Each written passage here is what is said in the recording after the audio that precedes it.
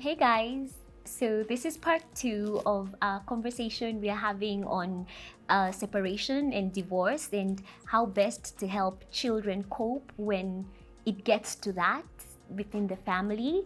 And Mr. Lumumba, who is an educator, was helping us just figure out what's the best way to navigate. And as a teacher, someone who gets to see kids every day, he has some great insights, and he'd given us some two really crucial points as we were winding down on the previous episode. Number one, using age appropriate language when you're passing this information on to your kids. Number two, sticking to routine. And he was just about to get to number three. So, Mr. Lumumba, go for it. Thank you and welcome back. My third point is our children can handle more than we think they can half the time. One thing that I think adults misconceive is the ability of children to comprehend what is happening around. You'll see scenarios where a mother, let's say, God forbid, but in, let's say, an abusive relationship, you'll find a relationship where children always cry when the mother is crying somewhere, or children are able to empathize with the dad because they know the mom is doing something a little wrong with these people. What I usually say is you want to thank God for these kind of kids because they're able to understand the situation, but that is not the role of kids.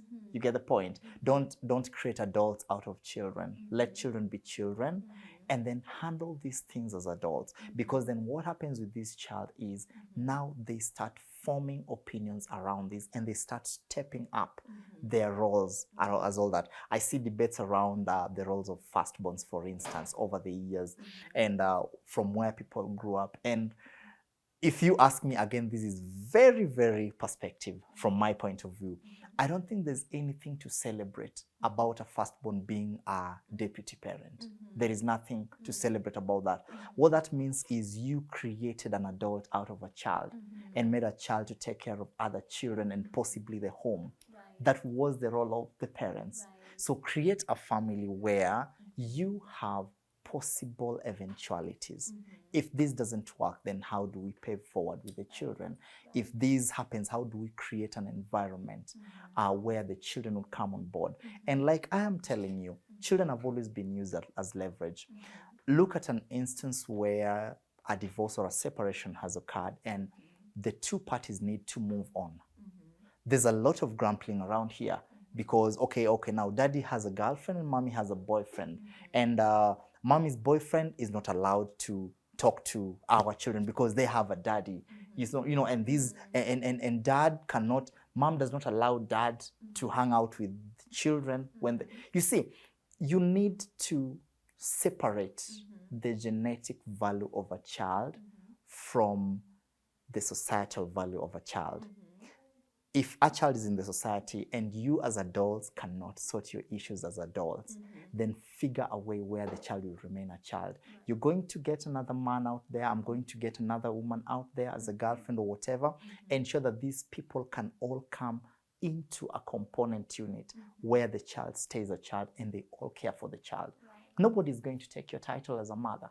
No one is going to take your title as a father. I've seen such dynamic relationships working very nicely, but it has to get to a point where adults have to be adults. Right, and just you painting that picture where, hypothetically, again, you and I are married, we have kids, our marriage comes undone at some point for whatever reason, you move on, I move on, and we're still able to come together. Like, that sounds utopian even. Like, is it possible for people to get to that point? Because it's not also scheduled where one of us gets to move on.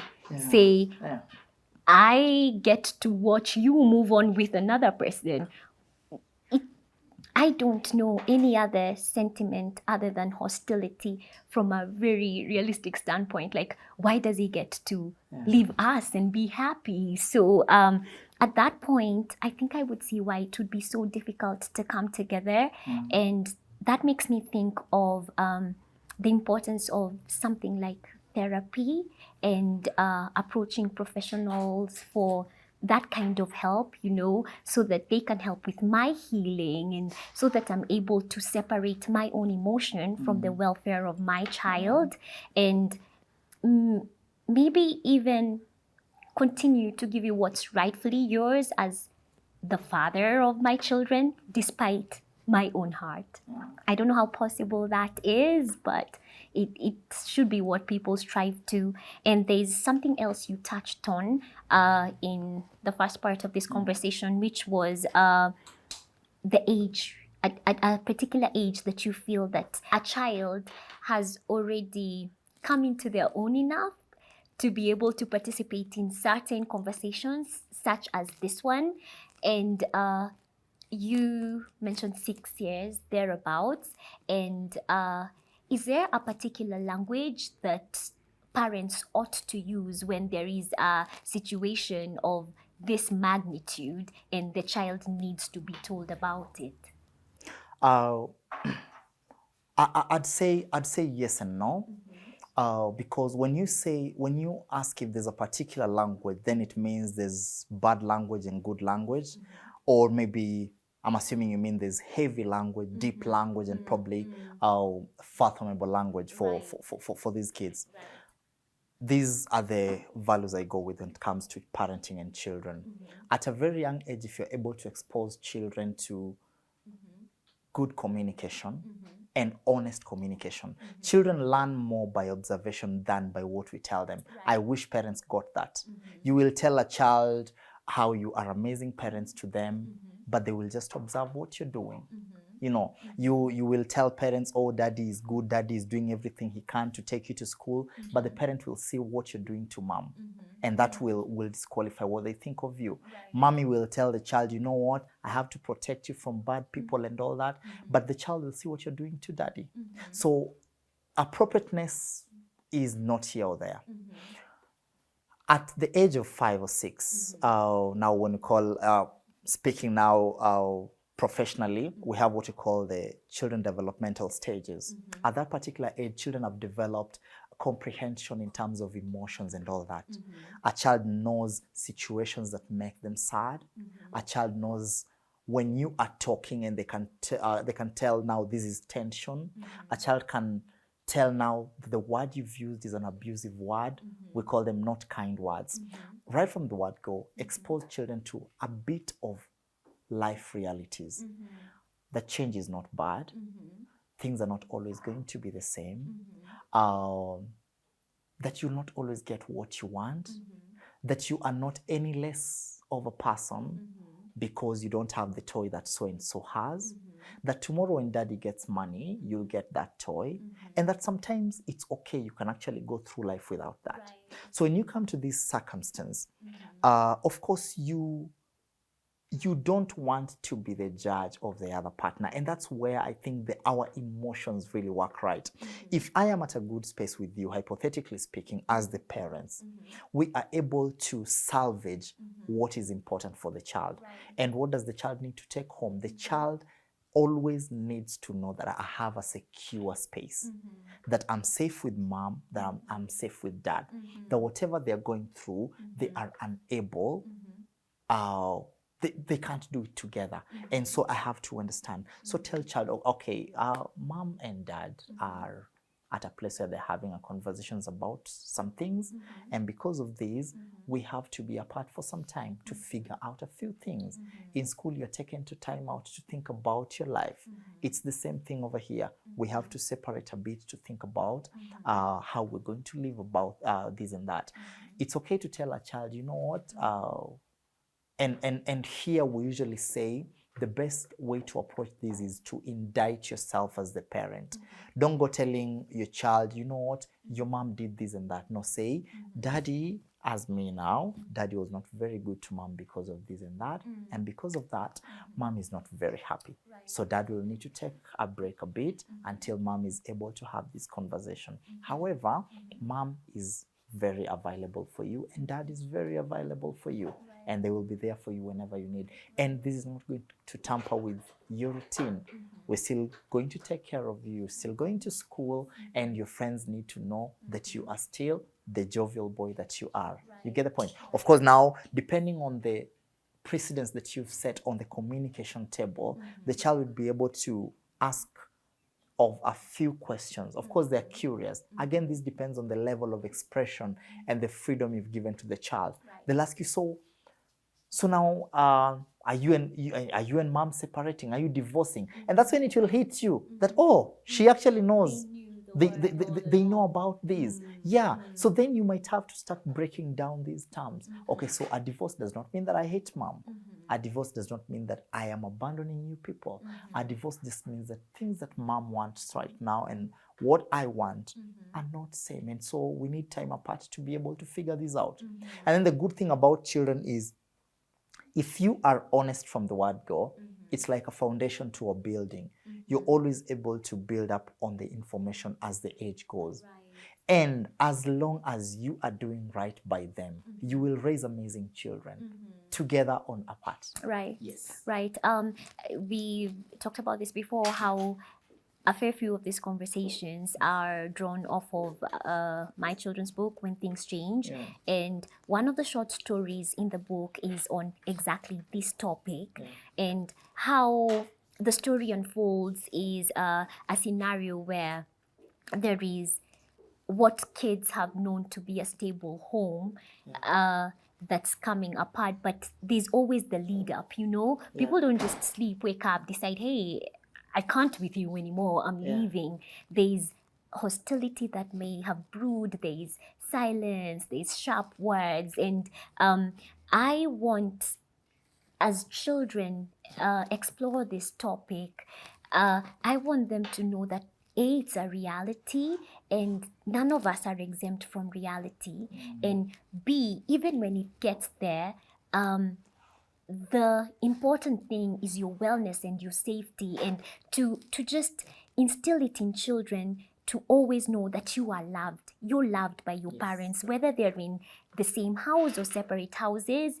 And I titled that story, When Two Homes Are Better Than One, because I wanted children to know sometimes adult affairs get so complicated that we are better off apart than together. So tell me a bit about what you think about that topic, that two homes can be better than one at times. Two homes can be better than one.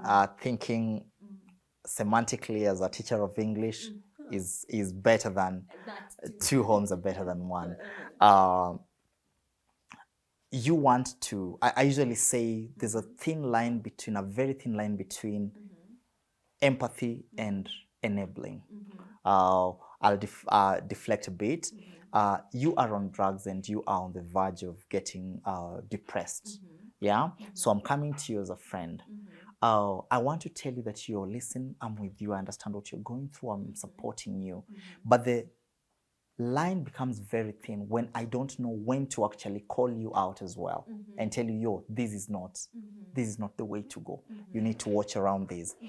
I didn't hope I would ever have to delve here, but let me give you a very quick snippet. This has nothing to do with me being a teacher. This is me as a child to somebody. I lost my mom last year, and my mom was married all her life. You get the point? But I would tell you for a fact, she did not enjoy a beautiful marriage. You get the point? And I can tell this to anyone confidently right now, because up at the age of around, when I was in Form 2 or so, I already started talking to my mom and telling her, yo, mom, you don't have to stay here. I was a child.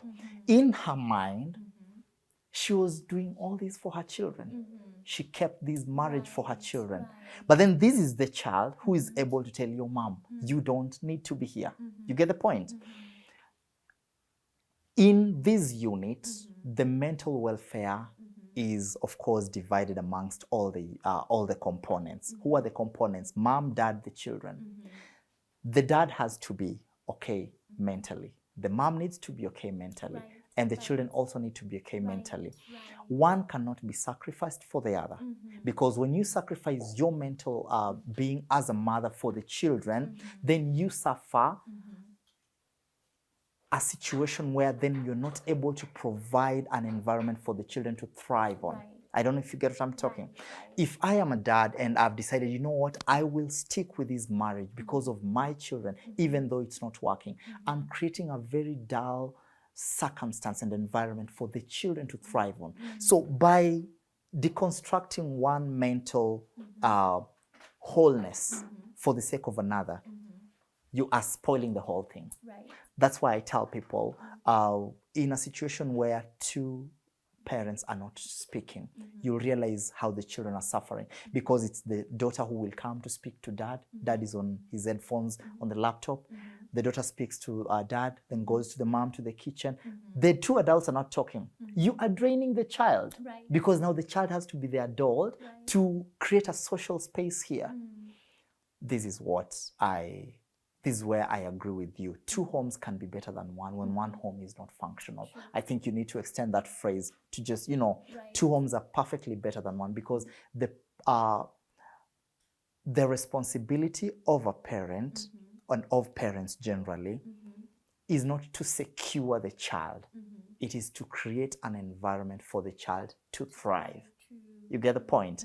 So if you are able to modelize a way where you can be apart, but still keep this, it is workable.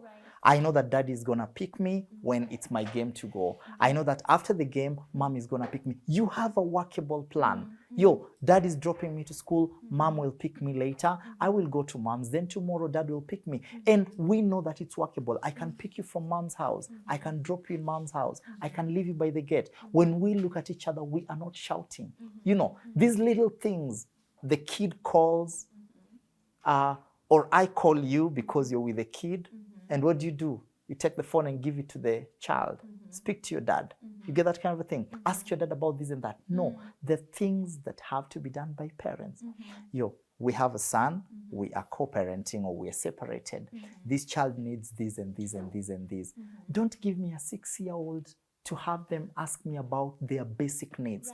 If my child is asking me about toys, that's okay. He wants a toy, he wants to go out, that's fine. But my child should not be asking me about school fees. My child should not be asking me about a school trip, about books. That's grown folk. So what school are we taking our child to? Have you had a conversation with him? I have a very beautiful student that I teach. I'm aware that the parents are separated, but I loved something the other day. I teach her piano, and sometimes they zone off because the time is too long and now they want to talk about things. And I love kids because they are very transparent. So I ask her, okay, this book is tattered. You need to get another book. I gave you the first book, you've torn it and you've spoiled it. So the other book, it's mom or dad who was to get it for you. And so she tells me, I asked mom, but she said, I have to wait until the end of the term. I am aware that the parents are separated. So I asked her then, why don't you ask dad? And she gave me one of the most beautiful answers I think I've ever met. So she told me, no, mom and dad say that there is no asking another parent. You get the point? If I ask mom and she says no, I need to understand that dad will say no too. As well. Yes. Despite Yes. So there is that value system that is still very stable down there. And you see, with that, this child does not feel the void. I have a mom, I have a dad, and I know the role that each of them plays in my, welfare, upbringing, growth, and of course, happiness and wholesomeness. And you look at her, and sometimes, God forbid me for saying this, but sometimes you're like, she's better off than some students I know with both parents. You get the point? So yes, two homes are definitely better than one if one is not workable and if the two homes are run by people who have understood their role in the life of the child. Divorce is a rather, and correct me if I'm wrong, but it's a rather newish concept, kinda. And what you said about your mom having stayed on for her kids, that's what women in a particular generation did. They sacrificed their own happiness, I guess. And here comes a time where there's a seemingly new breed of women who I don't feel obligated to sacrifice my wellness. I feel like if I was ever in that position, I will choose my wellness because I am of the opinion that I give the best to anybody else, including my children, when I'm at my best. So I'll never be the sacrificial lamb who holds down any institution, including that really great one that we all want as single people. So, what do you say are some of the differences, like in our culture, having observed what our parents went through, how has that affected us and our decision making? What have you seen? This will open an entire Pandora. I hope I have time because you've just ignited all my segments. Yes, and I have to talk about a lot of things, but I'll try to summarize this as much as possible. Yes. Technology and civilization, they say, is a very amazing thing, but it comes with just as much good as bad. You get that? I want that to be the base of what I'm going to say right now. What third world countries and Africans have always been faulted for over the years by people like me, because I think I'm an observer of that third perspective. And trust you me, right now, as an educator, I can tell you, we're only talking about this on the upper section of our society. We still have people who wonder, why are you going to a therapist? What do you need a therapist for? Are you gonna kicha? You get that kind of a thing. So what we're doing is all these things are a result of one another. It's a vicious circle. Mental awareness, mental health is as a result of course, technology exposure and, of course, value for self. Value for self is a concept of dynamics in culture. Dynamics in culture is a result of the current society giving you options. Remember, in the bygone society, the culture avoided to give you options. The way things were done avoided to give you options. Right from the word go, you were told, if you got married, that's it. You stick with that. You out of it, we don't know how to help you. Nobody told you that, but it was engraved in you. You know, if you're out of a marriage, you'd be pestered like this. And we have, of course, all these patriarchal societies. Then we have the matriarchal societies. Each of them had these pulling and pushing shocks and spring kind of a relationship. So what happens is the world gives you choice. And this one, I will not give you a solid answer. What I will tell people is it needs utmost wisdom for you to draw the balance. And how are you, what are you drawing the balance from? You need to know at what point should I fight for this marriage? At what point should I let go? At what point should I have my children grow up in a co-parenting situation? At what point do I have to stay in? Because then again, we have genuine situations. It's not working. The other person is probably not being reasonable, and we are just not compatible at this. Let's let it go for the sake of everybody. But then we also have people who just throw in the towel. We want the fairy tale. And so the slightest inconvenience, I'm out. I need to check my mental health. These days, everyone is like, oh, my mental health is more, you know. And there's this, another thing I tell people all the time is, struggle with self-awareness to the point that you are the best critic of yourself. Because then you are able to discern very well and say, you know what? I have done all I can, and I think I can go knowing that I gave it the best I could. Because half the time, we live in a world where entitlement rules. Entitlement means everything that's happening to me that I don't like is a fault of somebody else. You get the point? And I give that even to parents all the other time. Where is your role? I will summarize this by trying to say something that I wished I would say, because finally I have a children's forum to talk about. we are not doing anything as a society to help children. Mm-hmm. And I'm so amazed at such initiatives because, to be very honest, I can tell you for a fact, we don't do much to. Look at the legislations out there. Everyone wants to empower women. Everyone wants to empower the youth. Everyone wants a legal system that's working. The constitution is being amended on governance and all that. You know, everything. Then we have a little thing like CBC coming on board, and nobody knows what is happening with this system. Parents are aloof. They just wait for the system, they wait for the fee structure to start, protesting around it. Nobody is.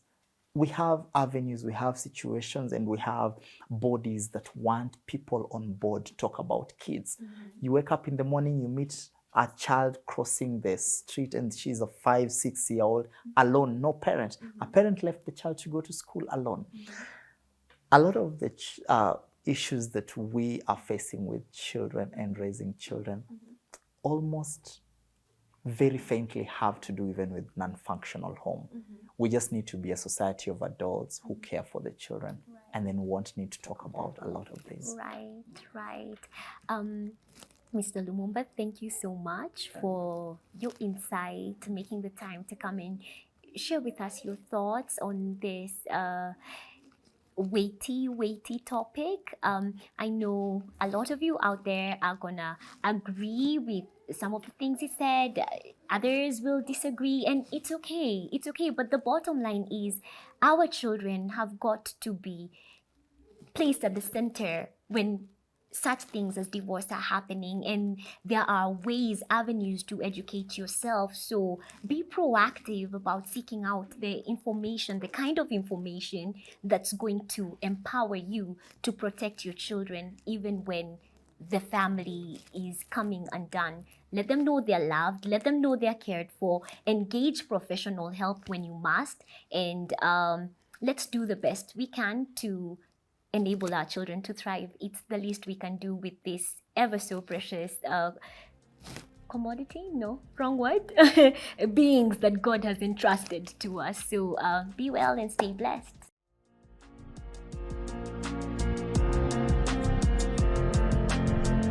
This conversation was recorded at Northcourt Apartments along Agwins Kotek Road. They have fantastic 3-bedroom apartments with servants' quarters, and you definitely want to come check them out when you get the chance.